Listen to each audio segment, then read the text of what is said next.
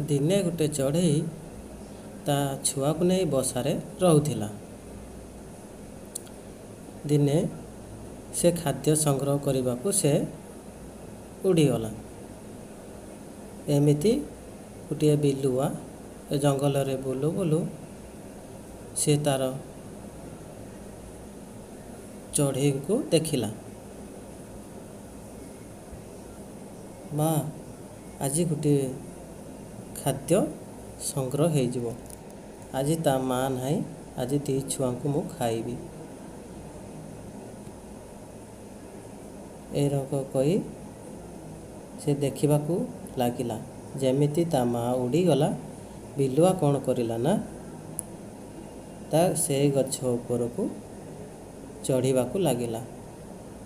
ଆଉ ଦେଖିଲା ଦୁଇ ଛୁଆଙ୍କୁ ଦେଖି ସେ ଭାରି ଖୁସି ହେଇଗଲା। ବାଃ, ମୋର ତ ଖାଦ୍ୟ ସଂଗ୍ରହ ହେଇଗଲା। ଆଜି ସେଇଠାରୁ ଗୋଟେ ଚଢ଼େଇକୁ ନେଇ ପଳେଇଲା।